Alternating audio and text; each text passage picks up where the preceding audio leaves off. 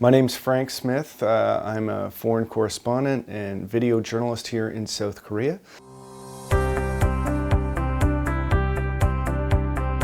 The economy, about social welfare, innovation, fairness, inclusion, and the government's efforts to sort of stamp out corruption here. Also, there was a good body of his speech was devoted to North Korea and his move to try to engage North Korea and bring North Korea into the international community and reduce the tension that has plagued the Korean Peninsula for 70 years since the Korean War.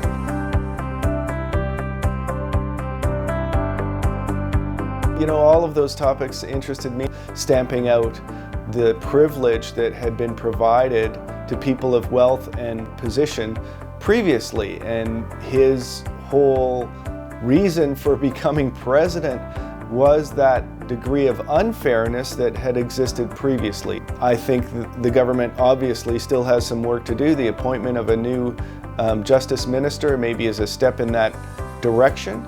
Inclusion, I thought, was quite interesting, as while he quoted and referenced some statistics regarding employment and the gap between the rich and poor, those problems still exist here in South Korea. So there are still many efforts that need to be taken there.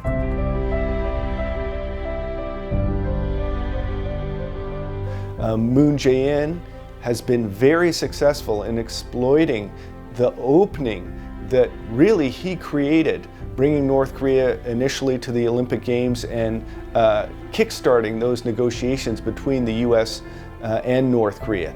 But getting that further along and, you know, eliminating the sanctions that North Korea suffers at the United Nations, and creating engagement between the two countries, opening Gaesong, opening Gumgang, and other exchanges, and opening the North Korean economy is going to be very, very difficult as long as relations between the US and North Korea are in rough shape.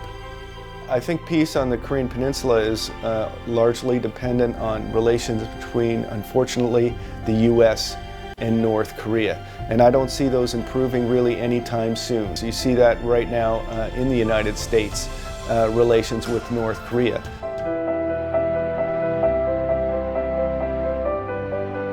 Now, one of the initiatives that President Moon talked about was reducing the weekly hourly work rate from 68 hours to 52 hours a week.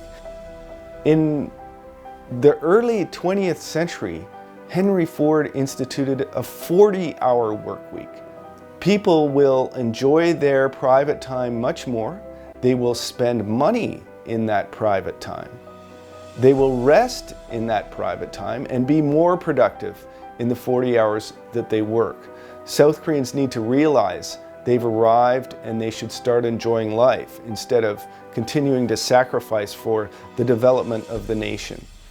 Well, when I think of South Korea, I think of it as an advanced country, and I think that perspective isn't shared by many South Koreans. South Korea has arrived.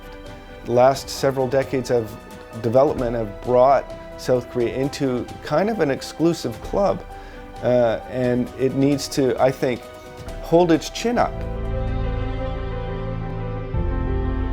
Enjoy yourselves in the next decade. Spend some more time with your family and some more time in leisure, and, you know, enjoy your lives.